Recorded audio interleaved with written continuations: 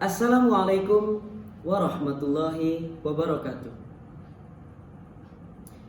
Alhamdulillahirabbil alamin wassalatu wassalam ala asyrafil anbiya'i wal mursalin wa ala alihi wa ashabihi ajmain.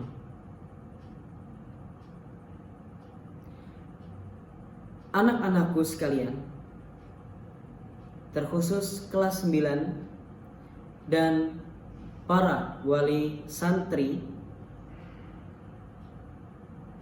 semoga kita berada dalam limpahan rahmat dan keberkahan dari Allah Subhanahu wa Ta'ala.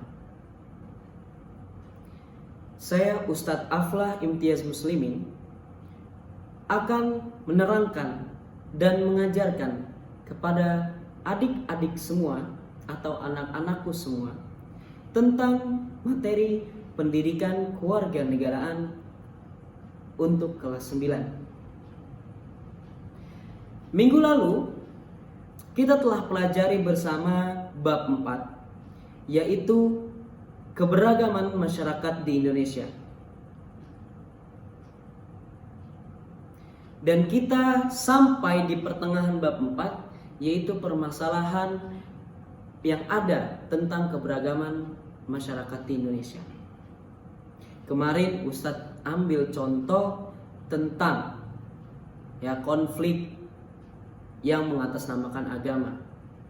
Kemarin juga Ustadz menerangkan kita harus mengupdate atau kita harus mawas diri atau kita harus banyak-banyak tahu atau banyak-banyak mencari tahu tentang apa?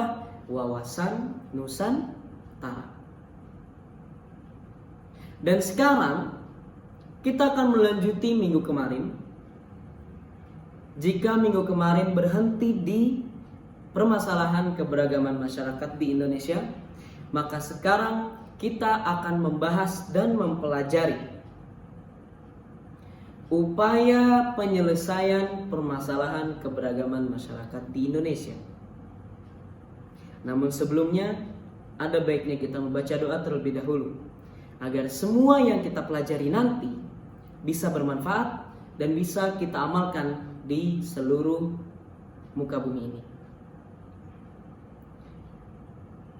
Al-Fatihah.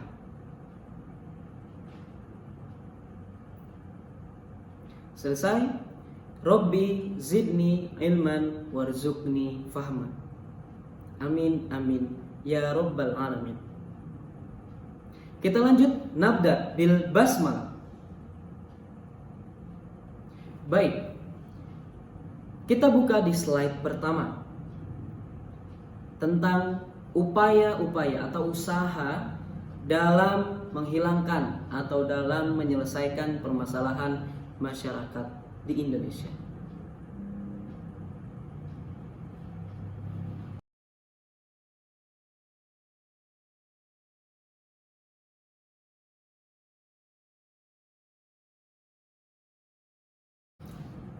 Slide pertama.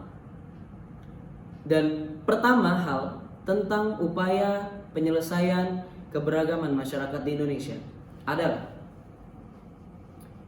memberikan jaminan perlindungan hak-hak setiap warga negara Indonesia.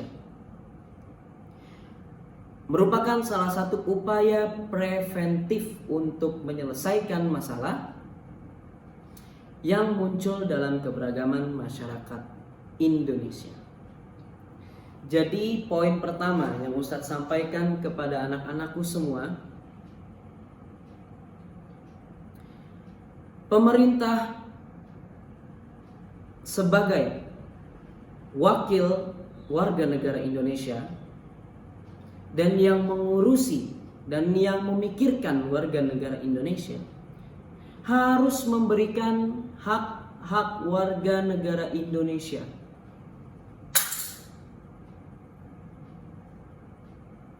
Maksud di sini hak dalam hak apapun di Indonesia. Semisal hak dalam memperoleh pekerjaan, hak dalam belajar. Ya, kita tidak mungkin belajar kita dibatasi oleh negara. Karena apa? Jika belajar kita dibatasi oleh negara, maka wawasan kita tidak luas. Maka yang hanya kita pikirkan apa? Ya yang itu saja. Sedangkan ilmu sudah dijabarkan, ilmu sudah banyak. Kita harus cari tahu. Kita harus haus akan ilmu. Dari ilmu-ilmu tersebut yang kita dapati, kita bisa mengamalkan di kehidupan sehari-hari. Ya, contoh, bagaimana jika kita tidak diajarkan toleransi? Ya betul, Indonesia akan hancur. Karena apa? Latar belakang Indonesia saja berasal dari berbagai macam wilayah, berbagai macam latar belakang orang-orang. Kehidupannya pun berbeda, makannya pun berbeda, bahasanya pun berbeda, adat istiadatnya pun berbeda. Jika disatukan warga satu dengan warga lain yang memiliki budaya dan adat istiadat yang masing-masing atau berbeda, jika tidak ada ilmu toleransi di dalam diri kita, maka akan terjadi konflik, maka akan terjadi kericuhan. Karena apa? Suku atau satu wilayah tersebut pastinya, ya bukan harus, pastinya menjunjung tinggi negara atau wilayah tersebut. Maka pikirkan jika ilmu toleransi di kita tidak sampai. Nauzubillahi min dzalik.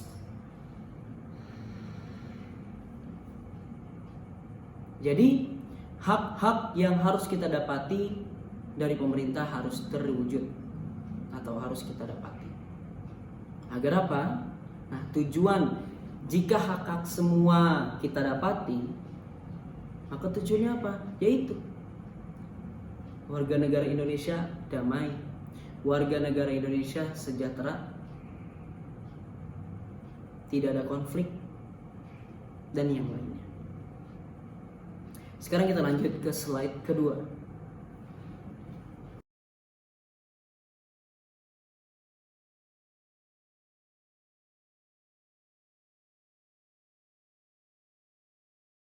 Slide kedua menjelaskan poin kedua.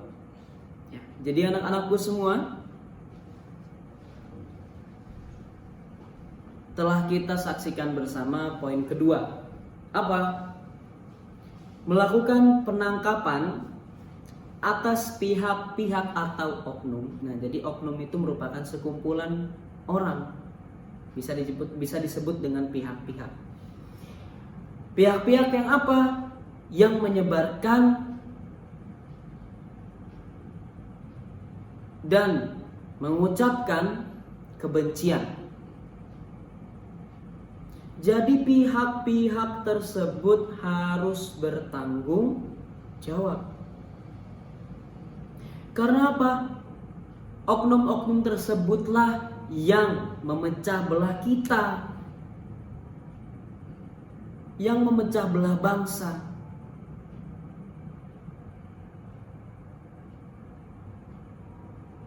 Ya contoh, zaman sekarang teknologi makin canggih. Berita-berita pun sekarang sudah paperless. Artinya apa? Sudah banyak media atau berita online. Sekarang coba kalian pikirkan. Oknum-oknum tersebut menyebarkan berita secara luas. Padahal berita itu tidak benar adanya. Tidak benar, atau bahasanya mah hoax, ya kayak gitulah. Ada yang bilang hoax, ada yang bilang hoax. Ya jadi terserah anak-anakku menyebutnya hoax itu apa. Kembali ke oknum tersebut.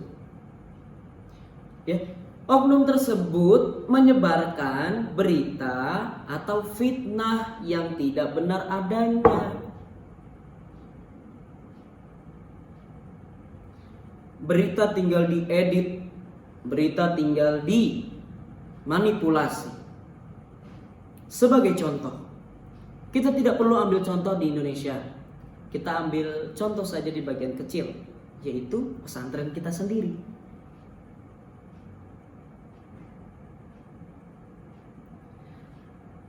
Ada salah satu teman kalian, ya, salah satu teman kalian tiba-tiba mengumumkan di kelas kalian, Assalamualaikum. Semua orang ngedengar.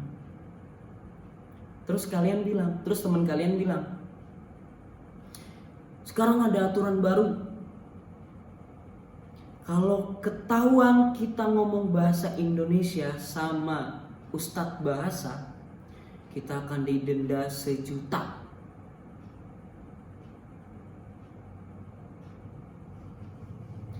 Nah, tugas kalian yang seperti itu ketika mendengar berita seperti itu, jangan diambil mentah-mentah. Jangan langsung paham, oh gitu ya. Wah, mahal banget 1 juta, parah nih. Jangan diterima. Yang harus kalian hadapi apa? Tanya, sumbernya dari mana? Ente dapat sumber dari mana? Terus kata teman kalian apa? Tadi aneh sih dapat denger dari guru SMP. Tuh, nggak jelas kan? Sumbernya saja tidak jelas. Terus kalian harus apa? Percaya? Ya nggak usah percaya. Langkah kedua yang harus kalian ambil apa? Langsung datang ke Ustadz bahasa. Assalamualaikum Ustadz, ini apa benar Ustadz? Larangan kalau kita ngomong bahasa Indonesia didendanya 1 juta. Ustadz bahasa pasti apa? Kaget.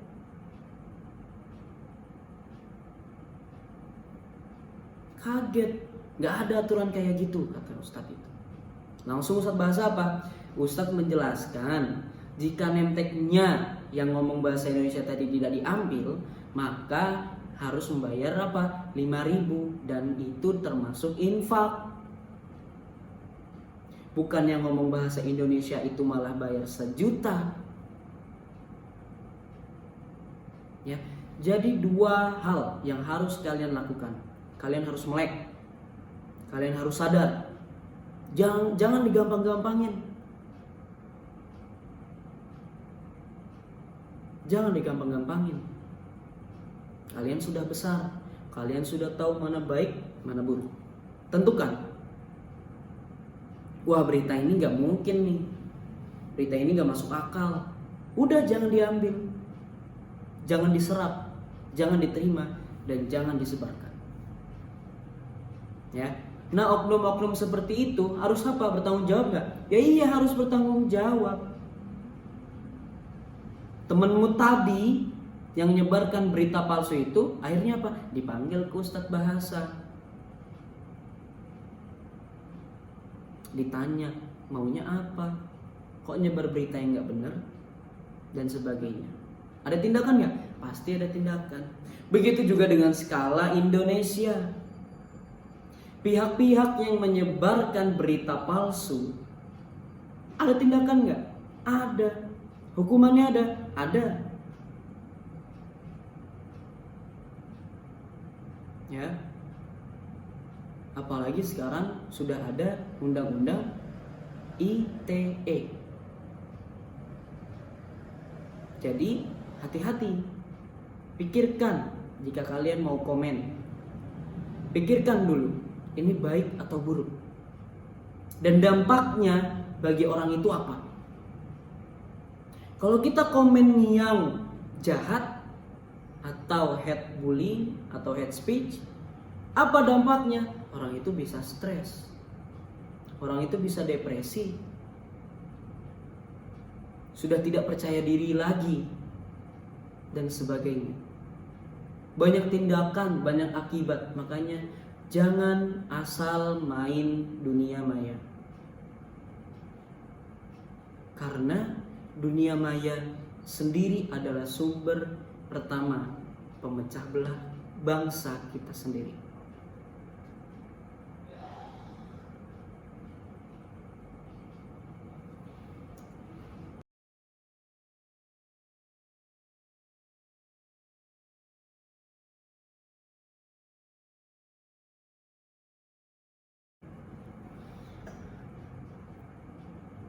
Dan terakhir, dari Ustadz sendiri, upaya terakhir dalam menyelesaikan permasalahan keberagaman masyarakat di Indonesia ini, kita harus apa? Harus meninggikan rasa menghargai satu sama lainnya. Hargailah orang, maka kamu akan dihargai. Ya, jangan asal ngatain, jangan asal apa? Menghakimi orang lain.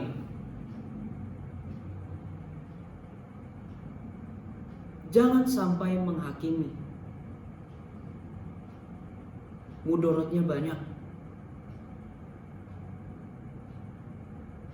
Yang tadi Ustadz sudah sampaikan, bisa terkena gangguan jiwa. Atau kalau kamu menyampaikan komentar jahat atau yang bisa memecah belah bangsa, terus objek yang difitnah itu tidak terima, kamu mau apa? Ya, bijaklah dan tinggikanlah rasa saling menghargai satu sama lainnya. Baik, kita sudah mempelajari upaya permasalahan keberagaman masyarakat di Indonesia. Tentunya Ustadz tidak lupa untuk memberikan kalian tugas. Jika kemarin kalian disuruh membuat arti keberagaman masyarakat Indonesia menurut kalian, dan itu bentuknya satu halaman, sekarang Ustadz akan memberikan tugas apa? Cari 5 ya, 5 aja. 5 konflik di Indonesia yang mengatasnamakan keberagaman masyarakat Indonesia. Bisa kamu googling, bisa kamu cari di YouTube. Jika sudah ketemu, diapain Ustadz? Jika sudah ketemu, kalian tulis di selembar. Ya, tidak usah banyak-banyak menceritakan berita itu. Yang penting 5 berita itu kalian paham dan kalian tahu konflik apa dan sumbernya dari mana. Ya, Ustadz ulangi, tugas setelah kalian mempelajari pendidikan kewarganegaraan atau PKN ini, kalian harus mencari 5 referensi atau 5 website atau 5 konflik permasalahan tentang keberagaman di Indonesia. Ya, pokoknya yang entah itu perang wilayah, perang saudara, itu pasti ada konfliknya. Itu pasti ada sumbernya, sumber masalahnya itu apa. Kalian harus tahu sumber masalahnya apa. Ya, konflik apapun yang memecah belah bangsa, mau itu ada menyebar berita hoax dan ditangkap, silakan ditulis, maupun ada yang membicarakan tentang budaya. Ya, satu budaya ini diakuinya 2 wilayah, akhirnya perang. Nah, itu boleh kalian cantumin, boleh kalian ambil menjadi jawaban kalian. Jika sudah, ingat, tulis di kertas lembar dan tulis intinya dari tiap masing-masing berita tersebut. Lalu sampaikan ke wali murid kalian. Baik, kita cukupkan untuk pertemuan kedua kita, pendidikan kewarganegaraan kelas 9 bab 4 tentang keberagaman masyarakat Indonesia. Semoga yang telah kita pelajari ini mendatangkan keberkahan dan manfaat untuk kehidupan kita sehari-hari. Dan jangan lupa amalkan ilmu yang sudah kalian dapati. Kurang lebihnya mohon maaf. Billahi taufiq wal hidayah. Jangan lupa di-share ke teman-teman angkatan kelas 9 kalian, mau itu di Ketapang, Semarang, Lampung. Dan jangan lupa komen jika ada koreksi untuk Ustadz, jika ada saran untuk Ustadz, atau kalian boleh menyantumkan kehadiran kalian di komen. Dan jangan lupa like tentang pelajaran pendidikan kewarganegaraan. Kita harus menyukai pelajaran kewarganegaraan ini, karena pelajaran kewarganegaraan ini sama saja dengan menambah wawasan Nusantara kita sendiri. Terima kasih. Wassalamualaikum warahmatullahi wabarakatuh.